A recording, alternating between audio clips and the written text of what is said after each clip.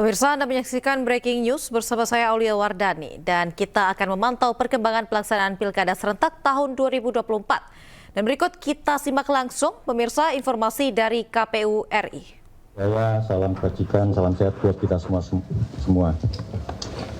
Bapak Ibu, teman-teman media yang kami hormati, terima kasih sekali lagi kami ucapkan untuk kehadirannya meliput konferensi pers KPU terkait dengan perkembangan Pilkada serentak tahun 2024.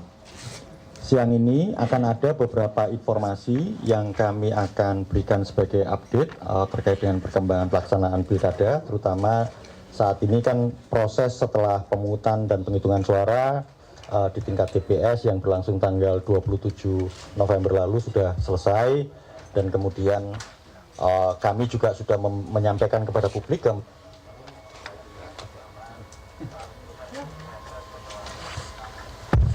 terkait dengan pelaksanaan Pilkada kemarin, dan hari ini sebagaimana jadwal yang ada di peraturan KPU, proses rekapitulasi penghitungan suara untuk Pilkada serentak sedang berlangsung pleno rekapitulasi secara terbuka di tingkat kecamatan. Oleh karena itu, kami juga sebelum menyampaikan beberapa informasi yang kami sampaikan dalam rilis, kami ingin menyampaikan kepada masyarakat secara luas, kepada jajaran kami di KPU Provinsi dan Kabupaten Kota, termasuk juga kepada peserta Pilkada, baik tim kampanye maupun saksi, untuk bersama-sama melakukan pemantauan terhadap proses rapat pleno terbuka rekapitulasi yang saat ini berlangsung di tingkat kecamatan. Dan mohon juga agar pengawasan ataupun pemantauan pleno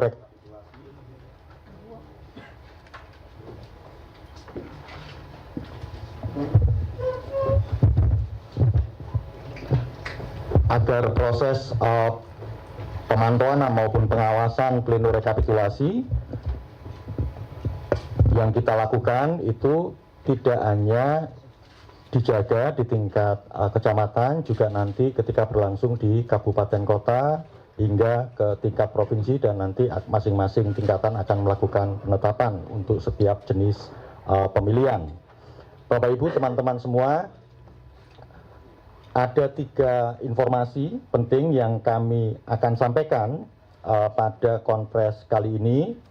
Yang pertama terkait dengan data-data daerah dan TPS yang melakukan pemungutan suara susulan, pemungutan suara lanjutan, dan kemudian pemungutan suara ulang, serta TPS yang terdampak bencana. Nanti beberapa detailnya akan disampaikan dalam penyampaian konferensi siang ini.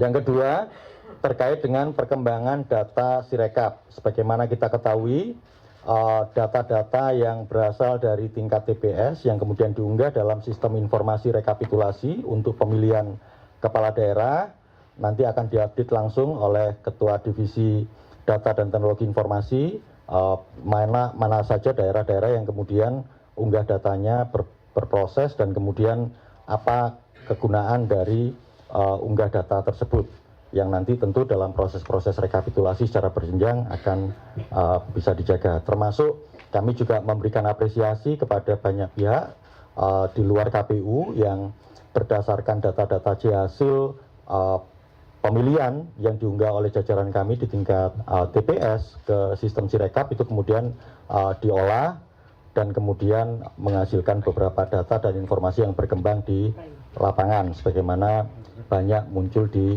pemberitaan-pemberitaan media. Tetapi sebagai lembaga penyelenggara, kami tetap menegaskan nanti hasil resmi dari penghitungan perolehan suara atau rekapitulasi itu menunggu proses-proses yang saat ini sedang berlangsung, mulai dari rekapitulasi di tingkat kecamatan, nanti kemudian berlanjut ke tingkat kabupaten kota dan tingkat provinsi. Itu nanti hasil resminya.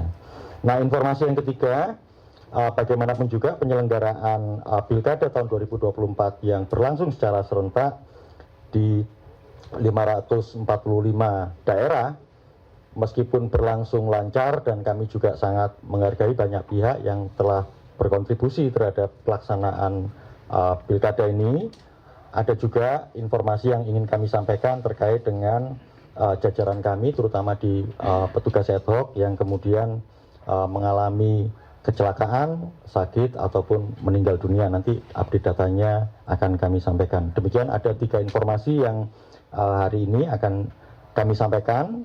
Nanti khusus yang urusan PSL, PSU, ataupun yang daerah-daerah terdampak bencana, dan nanti mekanismenya bagaimana.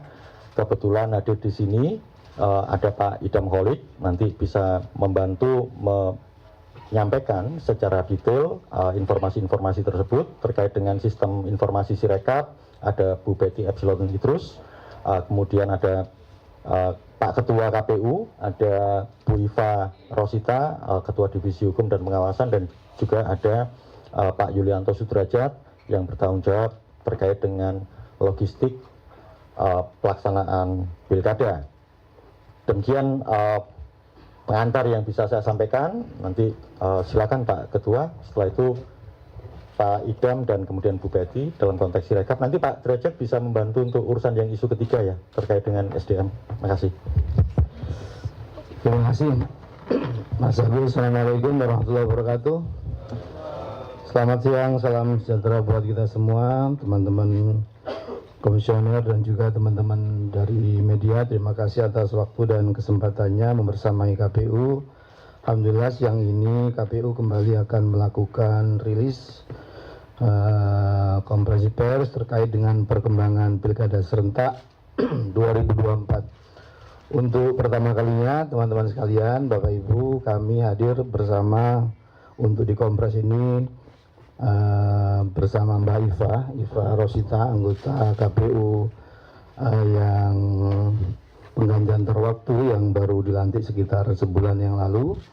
Dan untuk hari-hari ke depan pasti kita akan sering ketemu, dan ini hari pertama kita bersama Mbak Iva untuk kompres. Dan Mas Farsa sedang di daerah dan sedang menuju Jakarta karena kemarin menggunakan hak pilih di daerah sekaligus melakukan pemantauan di daerah tersebut. Perkenankan kami menyampaikan rilis resmi KPU, meskipun teman-teman juga sudah bisa mengakses beberapa informasi langsung ke provinsi masing-masing. Nanti informasi tambahannya dari masing-masing divisi. Kami akan membacakan perkembangan Pilkada serentak tahun 2024 di hari Jumat ini.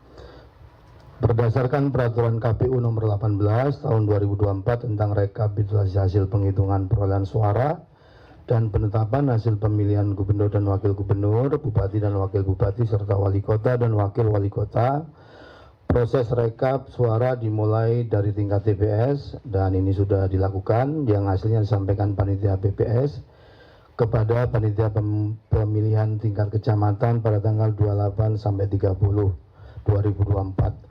Beberapa kecamatan sudah mulai merekap pada hari ini. Rekapitulasi di tingkat kecamatan berlangsung dari 28 hingga 3 Desember 2024. Jadi hari-hari ini rekapitulasi tingkat kecamatan berjalan. Pada tingkat kabupaten kota nantinya rekapitulasi suara dijadwalkan mulai 29 sampai 6 Desember 2024. Tahapan ini mencakup penetapan hasil pemilihan untuk tingkat kabupaten kota. Rekap hasil akan diumumkan pada 29 November hingga 12 Desember. Kemudian tingkat provinsi akan dijadwalkan pada 30 November hingga 9 Desember dan pengumumannya di 15 Desember. Penetapan dan juga pengumuman nanti juga dilakukan di waktu yang sama. Berdasarkan update hari Jumat 29 November 2024 disampaikan beberapa informasi sebagai berikut. Pertama, data daerah dan TPS yang melaksanakan pemungutan suara susulan atau PSS, pemungutan suara lanjutan atau PSL, dan pemungutan suara ulang atau PSU yang karena terdampak bencana berdasarkan data per jam 10 tadi. Yang pertama, jumlah TPS yang melaksanakan pemungutan suara susulan atau PSS sebanyak 231 TPS. TPS yang melaksanakan pemungutan suara lanjutan atau PSL sebanyak 10 TPS, dan TPS yang melaksanakan pemungutan suara ulang sebanyak 46 TPS. Tentu ini juga mungkin bisa masih berkembang senyampang dengan rekomendasi rekomendasi yang mungkin berjalan dari Bawaslu dan kejadian-kejadian di daerah. Jumlah TPS yang terdampak bencana sebanyak 119 TPS. Adapun beberapa alasan dilaksanakan PSS, PSL, dan PSU antara lain: 1. Bencana alam, 2. Gangguan keamanan, 3. Kesalahan administrasi atau prosedur oleh KPPS, 4. Pemilih yang tidak terdaftar atau tidak menggunakan hak pilih, 5. Adanya rekomendasi dari Bawaslu. Selanjutnya kami menyampaikan secara umum perkembangan data Sirekap. KPU melakukan pemantauan proses pemungutan dan penghitungan suara dalam rangka membantu mensolusikan persoalan yang dihadapi oleh KPPS pada saat menggunakan Sirekap. Berdasarkan data per 29 November 2024 pukul 9, pengiriman C hasil dari tingkat TPS sudah sebesar 435.296 TPS.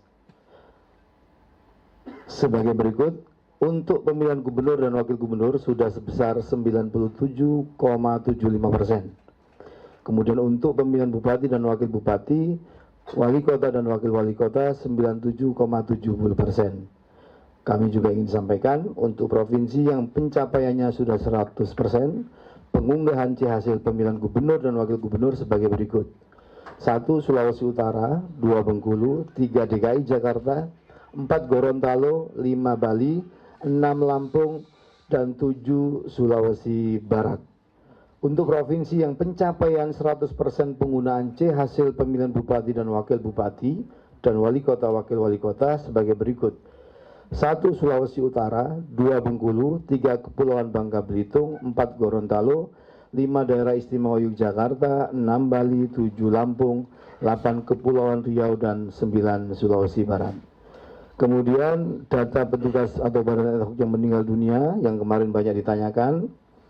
Berdasar data sampai dengan 29 November 2024 pukul 00 WIB tercatat petugas TPS atau KPPS yang meninggal sebanyak 6 orang dan yang mengalami kecelakaan atau sakit atau karena pas kerja atau sakit sebanyak 115 orang.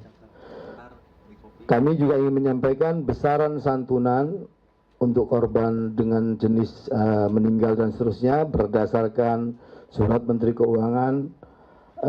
Satuan biayanya adalah sebagai berikut: yang meninggal dunia sebesar 36 juta, untuk bantuan biaya pemakaman 10 juta, untuk yang cacat permanen 30.800.000, untuk luka berat 16.500.000, dan untuk luka sedang 8.250.000. Teman-teman sekalian, untuk kedetailan masing-masing isu, tahapan terkait daerah-daerah, kemudian Sirekap dan juga perkembangan jajaran ad hoc dan juga logistik, nanti divisi-divisi terkait bisa didalami. Dan sekiranya berkenan, kami juga ingin mengajak teman-teman sekalian setelah kompres ini melihat dari dekat operation room kita yang memantau dan mengoperasikan laporan dari jajaran di bawah berkaitan dengan Sirekap di aula pleno kita, sekiranya teman-teman berkenan. Terima kasih, saya kembalikan ke Mas Agus Melas. Baik, terima kasih Pak Ketua. Ya, jadi nanti setelah konpres kita ajak bersama-sama teman-teman ke aula di lantai 2 untuk melihat bagaimana situasi operation room dalam rangka bentuk transparansi dan bagaimana kemudian jajaran kami di KPU RI itu bekerja untuk memperlihatkan hasil dari jajaran kami di provinsi dan kabupaten kota. Baik, ada beberapa isu tadi yang disampaikan oleh Pak Afif, terutama 3 isu. Nanti Pak Idam, kalau misalnya terkait dengan isu yang pertama, daerah-daerah yang melakukan pemungutan suara susulan, pemungutan suara lanjutan, pemungutan suara ulang maupun terdampak bencana, mungkin ada beberapa detail yang bisa saya sampaikan. Setelah itu saya minta Mbak Deputi untuk memberikan update kepada teman-teman semua, meskipun tadi disampaikan oleh Pak Afif baik untuk pemilihan gubernur, wakil gubernur, dan kemudian bupati wali kota dan wakil bupati wakil wali kota, meskipun rata-ratanya di atas 97%, tapi memang tadi yang disebutkan baru ada beberapa provinsi yang kemudian unggahan C hasilnya 100%, baik untuk pemilihan gubernur maupun pemilihan bupati dan wali kota. Tetapi secara prinsip memang tadi disampaikan beberapa provinsi yang kemudian unggah data hasilnya sudah 100%, tetapi yang jelas proses itu tetap kami pantau dan secara rata-rata nasional, baik untuk pemilihan gubernur maupun bupati dan wali kota, unggah C hasil rata-rata nasionalnya di atas 97%, bahkan hampir 98%. Mungkin dalam waktu tidak berapa lama lagi, kita harapkan semua provinsi dan juga kabupaten kota akan bisa mengunggah 100% sehingga kita punya data yang bisa jadi alat kontrol kita dalam membantu proses pengawasan maupun pemantauan di rekapitulasi yang berlangsung secara berjenjang mulai di tingkat kecamatan, kabupaten kota dan juga nanti provinsi. Kami juga ingin menegaskan lagi sekali lagi teman-teman KPU provinsi dan kabupaten kota sedapat mungkin meskipun rapat pleno terbuka dilakukan untuk rekapitulasi, tetapi bagaimanapun juga tetap mungkin aksesnya juga ada beberapa yang mengalami hambatan. Kalau bisa sedapat mungkin rekapitulasi yang dilakukan secara berjenjang sebagaimana pemilu 2024 lalu diberikan akses untuk live streaming melalui kanal-kanal media sosial yang dimiliki oleh jajaran kita di KPU. Silakan Pak Idam.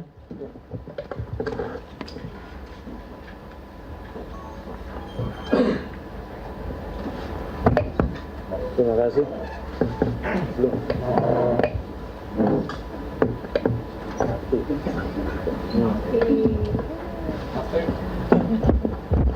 Abang Abed, Bang. Bismillahirrahmanirrahim. Assalamualaikum warahmatullahi wabarakatuh. Salam sejahtera, Om Swastiastu, Namo Buddhaya, salam kebajikan. Selamat sore untuk kita semuanya. Yang saya hormati Ketua dan anggota KPU Republik Indonesia, yang saya hormati Pak Deputi, Pak Karo, Ibu Karo, ya, yang saya hormati juga rekan-rekan jurnalis yang mengikuti konferensi pers ini. Sebagaimana yang tadi telah disampaikan oleh Ketua kami, bahwa ada 287 TPS yang akan menyelenggarakan PSL, pemungutan suara lanjutan, PSS, pemungutan suara susulan, dan PSU, ya, pemungutan suara ulang. Totalnya 287 yang tadi disebut tersebar di 22 provinsi. 1. Provinsi Aceh. PSU, 1 TPS PSU dilaksanakan di Kota Banda Aceh. 2. Banten. 1 PSU dilaksanakan di Kota Tangerang Selatan. 3. Jambi, ada 5 PSU dilaksanakan di Kota Sungai Penuh. 4. Jawa Barat, ini ada 2 kabupaten, 1 kota. 1 PSL ada di Kabupaten Kerawang. 1 PSU ada di Kabupaten Sukabumi, dan 1 PSU ada di Kota Bandung. 5. 2 kabupaten, 1 PSU ada di Kabupaten Karanganyar, 1 PSU ada di Kabupaten Pemalang. Jawa Timur, ada 3 kabupaten, ada 2 PSU di Kabupaten Bangkalan, ada 1 PSU di Bondowoso, ada 1 PSU di Sumeneb. 7. Kalimantan Barat, ada 2 kabupaten, 2 PSU ada di Kabupaten Landak, 1 PSU ada di Kabupaten Melawi. Kalimantan Tengah, ada 4 kabupaten dan kota, 2 PSU di Barito Selatan, 1 PSU di Kapuas, 1 PSU di Katingan, 2 PSU ada di Kota Palangkaraya. Kalimantan Timur, ada 2 daerah, 1 PSU di Balikpapan dan ada 1 PSU di Samarinda. Kalimantan Utara, ada 1 daerah, yaitu Malinau, 1 PSU. Kepulauan Riau, ada 1 kota, yaitu Kota Tanjung Pinang, 1 PSU. Maluku, ada 2 daerah, Maluku Barat Daya dan Maluku Tengah. Untuk Maluku Barat Daya ada 1 PSU, untuk Maluku Tengah ada 1 PSL, pemungutan suara lanjutan maksud saya. Selanjutnya Maluku Utara. Maluku Utara di 1 kota, yaitu 1 PSU di Kota Ternate. Papua di 2 kabupaten. 1 PSU di Kepulauan Yapen, dan 5 pemungutan suara lanjutan di Kabupaten Sarmi. Papua Barat Daya ada 2 PSU di Kabupaten Maibrat.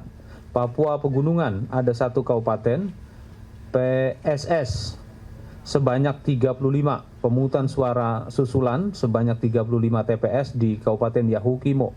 Papua Tengah ada 2 kabupaten, ada 1 pemungutan suara lanjutan, 1 TPS pemungutan suara lanjutan di Kabupaten Nabire, dan ada 82 TPS pemungutan suara susulan di Kabupaten Puncak. Sulawesi Barat ada 2 daerah, 1 TPS PSU di Mamasa, 1 TPS PSU di Pasangkayu. Sulawesi Selatan 1 TPS PSU di Kabupaten Tanah Toraja. Sumatera Barat ada 2, 1 TPS PSU di Damasraya dan 1 TPS PSU di Tanah Datar. Sumatera Selatan ada 1 kabupaten dan 2 kota, 2 TPS PSU di Kabupaten Ogan Komering Ilir, 1 TPS PSU di Kota Pagar Alam, 3 TPS PSU di Kota Palembang. Sumatera Utara ini ada 6 daerah, 2 TPS PSS pemungutan suara susulan di Kabupaten Asahan, 1 TPS PSL di Kabupaten Deli Serdang, 30 TPS PSS pemungutan suara susulan di Kabupaten Deli Serdang, 20 TPS pemungutan suara susulan di Kota Binjai, 7 TPS pemungutan suara lanjutan di Kota Medan, dan 54 TPS pemungutan suara susulan di Kota Medan. Nias ada 2 TPS pemungutan suara susulan di Kabupaten Nias dan 2 TPS PSU di Kabupaten Nias Selatan. Jadi dengan demikian totalnya ada 44 kabupaten kota, 22 provinsi dengan jumlah keseluruhan sebanyak 287 TPS dengan jumlah pemilih secara keseluruhan 132.286 orang. Itu yang bisa kami sampaikan. Terima kasih, saya kembalikan ke Mas Agus Melas. Baik, terima kasih Pak Idam. Demikian beberapa detail informasi terkait dengan jumlah provinsi, 22 provinsi, kemudian 44 kabupaten kota, serta 132.286 pemilih yang di tempat-tempatnya dari 287 TPS yang melakukan pemungutan suara susulan, pemungutan suara lanjutan, pemungutan suara ulang, termasuk juga di dalamnya ada TPS yang terdampak karena bencana. Selanjutnya ke Bu Betty untuk update Sirekap kepada teman-teman. Silakan.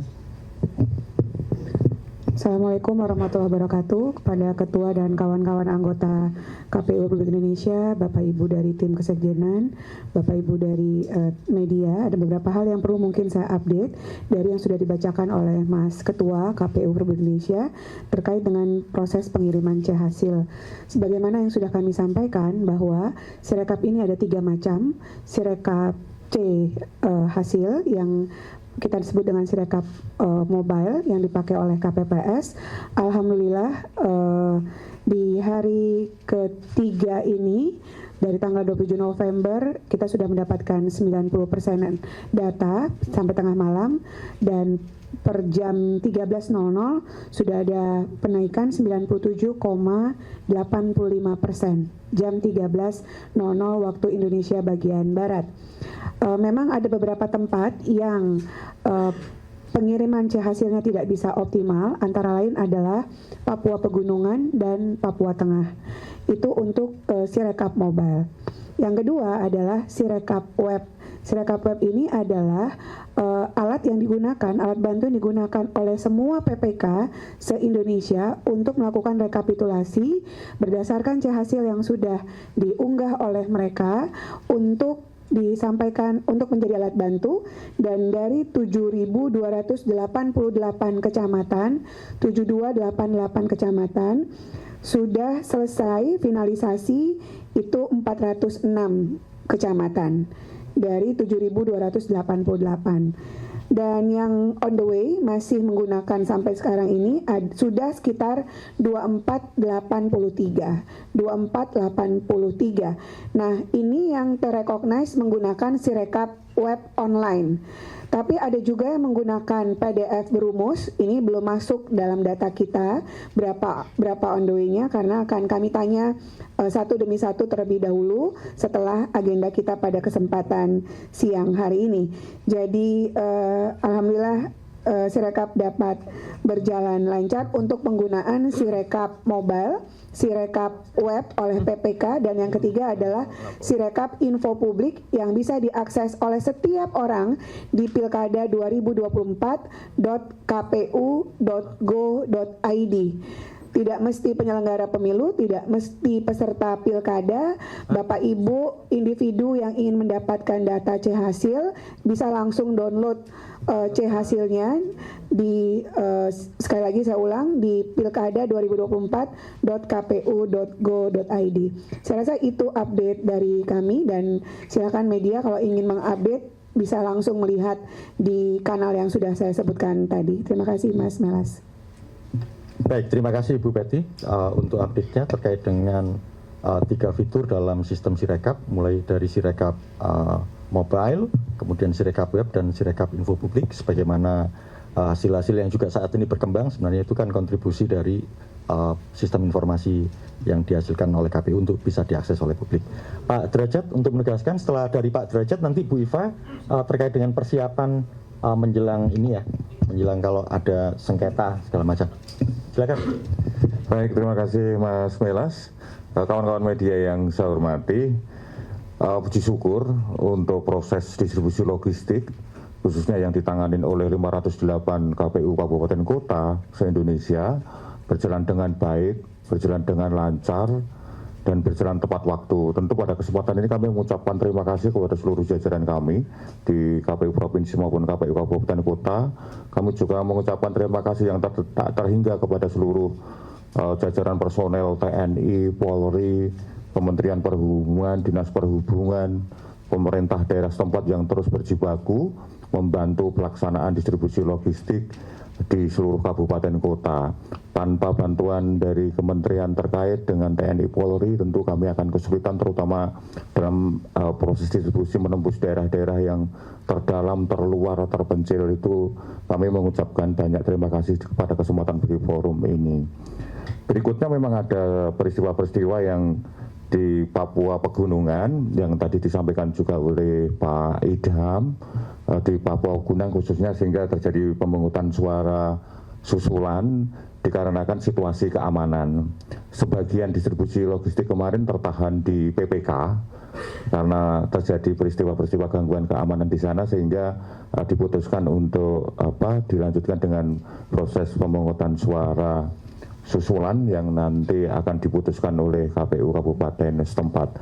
Tetapi sekali lagi kami sampaikan secara umum proses pelaksanaan mulai dari pengadaan sampai dengan distribusi logistik di seluruh wilayah begitu itu berjalan dengan baik. Tadi juga disampaikan di Kota Medan, di beberapa daerah Provinsi Sumatera Utara juga terpaksa walaupun distribusinya sudah tepat waktu, tetapi karena kondisi hujan yang begitu deras, kemudian sebagian berakibat banjir, alhamdulillah untuk logistiknya tetap baik, tetap dalam kondisi aman begitu ya, berkat kesigapan oleh seluruh pihak, terutama di daerah beberapa kabupaten kota di Provinsi Sumatera Utara, sehingga tinggal diputuskan kapan akan dilanjutkan pemilu lanjutannya atau pemilu susulannya di beberapa kabupaten kota di Sumatera Utara. Saya rasa itu Pak Melas dan kawan-kawan media semua tentang update seluruh penyelenggaraan pilkada. Terima kasih. Selanjutnya Bu Iva, silakan.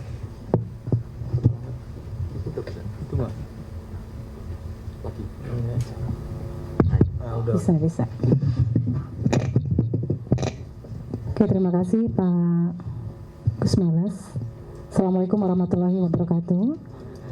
Selamat siang, salam sejahtera untuk kita semua. Salam kenal dari saya, yang saya hormati Pak Ketua, Bapak Muhammad Afifuddin, beserta rekan-rekan pimpinan KPU RI, Pak Yulianto Sudrajat, Mbak Betty, Pak Pak Agus Melas, Kang Idam, dan serta Bapak Deputi dan Ibu Karo yang hadir pada hari ini, serta kawan-kawan, rekan-rekan media yang hadir pada hari ini. Singkat saja terkait persiapan sengketa di Pilkada 2024 atau pemilihan 2024, dalam waktu dekat tim kami, tim hukum dan pengawasan akan menerbitkan panduan sengketa PHP, perselisihan hasil pemilihan.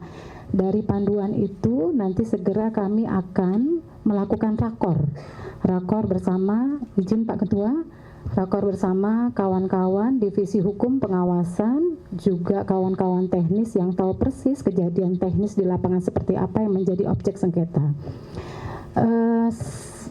Untuk panduan penyelesaian sengketa PHP sesegera mungkin akan kami selesaikan, karena panduan itulah yang nanti akan menjadi bahan atau materi kawan-kawan untuk melakukan rakor penyelesaian sengketa PHP direncanakan di tentang waktu tanggal 10 sampai 15. Kenapa? Karena tanggal 9 itu baru selesai tahapan rekapitulasi di tingkat provinsi, dan tanggal 6 rekapitulasi di tingkat kabupaten kota.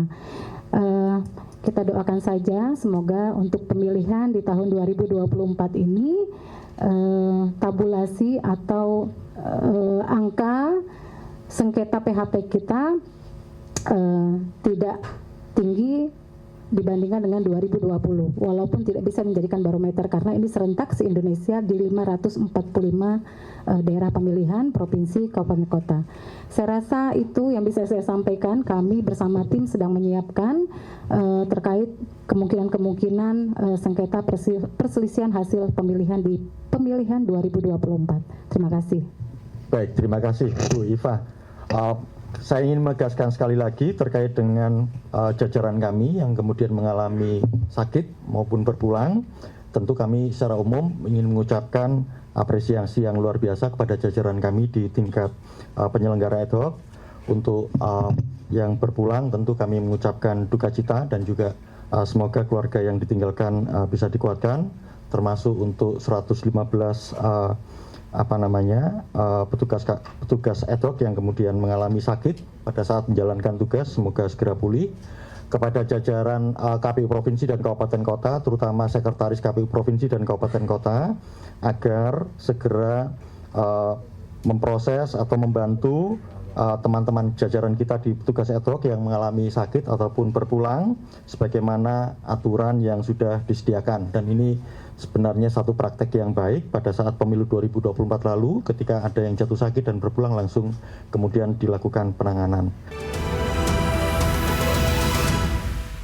Tadi kan sudah ada kita kumpulkan, karena ini kan juga bagian dari proses yang nanti akan dihasilkan pada saat penetapan hasil melalui rapat pleno terbuka. Itu di situ.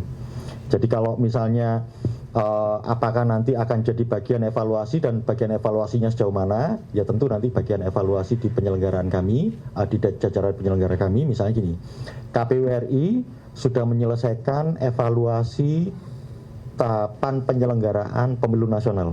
Bahan evaluasinya sudah ada. Itu pasti akan jadi bagian dari kontribusi penting lembaga ini kepada pembentuk undang-undang nanti. Nah, sekarang teman-teman kami di provinsi dan kabupaten kota sedang berproses untuk menyelesaikan tahapan pelaksanaan pilkada. Pasca itu tentu akan ada evaluasinya. Jadi harapannya nanti selesai pilkada itu nanti akan ada dua bahan evaluasi secara komprehensif. Yang satu memotret tahapan penyelenggaraan pemilu nasional, dan kemudian yang kedua memotret tahapan penyelenggaraan pemilihan kepala daerah. Nah, itu nanti jadi harapannya bisa jadi kontribusi penting, dan nanti apakah bagaimana kemudian perubahan-perubahannya tentu itu diserahkan ke pembentuk undang-undang, dalam hal ini DPR dan pemerintah. Saya kira itu, Pak Afif. Baik, kalau gitu urusan teknis penyelenggaraan ada Pak Derajat, ada Pak Idam, kemudian nanti mungkin dari sisi di sisi hukum ya, meskipun saya ingin state aja tadi, kan ada pertanyaan terakhir Banjarbaru mengapa diskualifikasi segala macam ya, itu prosesnya kan karena ada rekomendasi dari Bawaslu, berangkatnya dari sana, nggak kemudian KPU lakukan tindakan administrasi tersendiri gitu. Silakan Pak Idam, Pak Derajat. Mas Derajat itu nggak? Oke, baik. Saya akan merespon pertanyaan dari Mas Pitrio. Luar biasa. Jadi berkaitan dengan penanganan rekomendasi dari Bawaslu, sebagaimana tadi informasi yang telah disampaikan oleh Mas Agus Melas, itu sebenarnya ditangani langsung oleh KPU penyelenggara pilkada, baik KPU Provinsi, KIP Aceh, ataupun KPU atau KIP Kabupaten Kota. Jadi KPU RI sebagai regulator itu hanya melakukan monitoring dan pembinaan. Dan berkaitan dengan hal ini, KPU RI juga pernah berkirim surat kepada KPU Kalimantan Selatan untuk melakukan kajian hukum. Karena informasi yang kami terima bahwa rekomendasi Bawaslu tersebut disampaikan kepada KPU Kalimantan Selatan yang kemudian disampaikan kepada KPU Kota Banjarbaru, seperti itu. Dan merujuk pada ketentuan pasal 16 ya, itu memang hanya diumumkan dalam PKPU nomor 17 tahun 2024. Mungkin itu saja dari saya, nanti ada Mas Yulianto Sudrajat. Silakan. Iya, saya tambahin saja bahwa posisinya KPU Kalimantan Selatan menerima rekomendasi dari Bawaslu Provinsi Selatan, kemudian KPU Provinsi Selatan menindaklanjuti dengan memerintahkan agar KPU Kota Banjarbaru menindaklanjuti rekomendasi dari Bawaslu Provinsi Kalimantan Selatan. Dan posisi rekomendasi tersebut sudah kurang dari 30 hari terkait dengan rekomendasi untuk pembatalan paslon tersebut. Maka tentu sudah tidak memungkinkan ruang waktu untuk proses pencetakan surat suara. Begitu, intinya begitu ya, positioningnya terkait dengan pembatalan paslon di Kota Banjarbaru adalah karena rekomendasi dari Bawaslu Provinsi Kalimantan Selatan. Gitu. Baik, terima kasih Pak Derajat. Bu Iva mau menambahkan sesuatu? Cukup. Baik, teman-teman, tadi di dimensi teknis, dimensi logistik, dalam konteks tertentu KPU tentu menjalankan sesuai normanya. Nah, apakah nanti Presiden Banjarbaru akan jadi bagian dari evaluasi terkait dengan pelaksanaan pilkada atau pemilu ke depan? Ya kita lihat. Kan ini sebenarnya membantu kita juga untuk menjernihkan berbagai persoalan yang kemudian muncul dalam konteks penyelenggaraan pilkada dan kemudian dari sisi instrumen-instrumen hukum yang tersedia. Saya kira itu ya teman-teman. Terima kasih atas pertanyaannya dan juga pada teman-teman pimpinan KPU RI, Pak Ketua dan juga anggota. Terima kasih sudah memberikan respon untuk menegaskan banyak hal terkait dengan konferensi pers siang sampai sore ini. Kita akhiri konferensi pers ini. Wassalamualaikum warahmatullahi wabarakatuh. Kita geser ke atas ya teman-teman ya.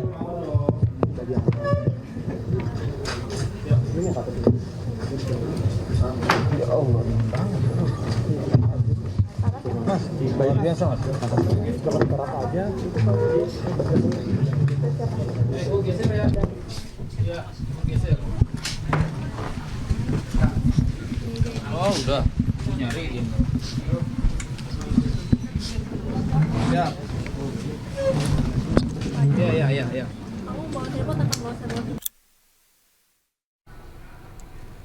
Ya pemirsa, selanjutnya baru saja kita menyaksikan konferensi pers dari KPU RI terkait dengan rekapitulasi suara Pilkada Jakarta. Informasi selanjutnya, warga Jakarta telah selesai menggunakan hak pilihnya dan kini para calon yang berkompetisi saling klaim Pilkada Jakarta berjalan 1 atau 2 putaran.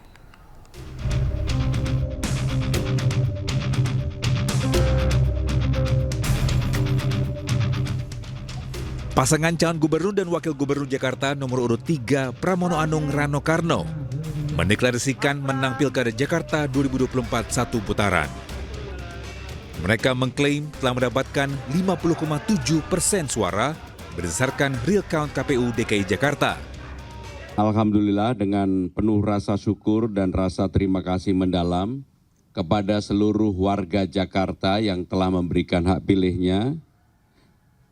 Untuk itu kami bisa menyampaikan, mendeklarasikan bahwa pasangan calon nomor 3, Mas Pram Bangdul, telah memenangkan konsentrasi Pilgub DKI Jakarta dalam satu putaran dengan perolehan 50,07%. Meski pasangan Pramono Rano telah mendeklarasikan kemenangan satu putaran, namun pasangan calon gubernur dan wakil gubernur Jakarta nomor urut 1 RK Suswono tetap optimis Pilkada Jakarta berjalan 2 putaran. Pasangan Ridho pun bersiap untuk berkompetisi di Pilkada Jakarta putaran kedua.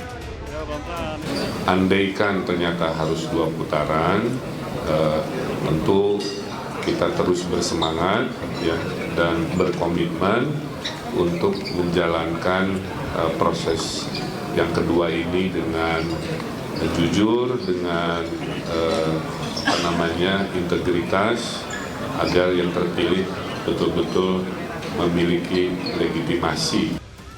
Sementara pasangan calon gubernur Jakarta nomor urut 2 Dharma Pangrekun Kunwardana mendapatkan hasil yang cukup mengejutkan. Keduanya memperoleh 10% suara warga Jakarta. Ini adalah skenario Tuhan, di mana otomatis dengan angka tersebut, paslon Dharma Kun menjadi penentu suaranya untuk memenangkan salah satu paslon, baik 1 maupun 3 nantinya. Ini adalah berkat luar biasa, karena kami berdua bukanlah orang yang berlatar belakang politik dan tidak mempunyai basis partai. Kami sungguh-sungguh berjuang untuk seluruh warga Jakarta. Kini warga Jakarta menantikan pengumuman resmi dari KPU atas pemenangan Pilkada Jakarta 2024. Rencananya KPU akan umumkan hasil Pilkada Jakarta pada 16 Desember 2024. Tim Liputan iNews melaporkan. Ya pemirsa, kita akan melihat bagaimana situasi di KPU RI saat ini.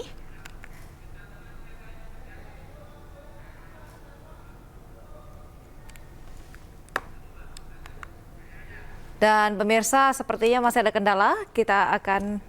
Baik, ini adalah kondisi dan situasi terkini di KPU RI terkait dengan rekapitulasi suara Pilkada 2024. Dan saat ini adalah proses rekapitulasi yang sudah diterima oleh KPU RI, di mana proses tersebut sudah diterima sebesar 90%.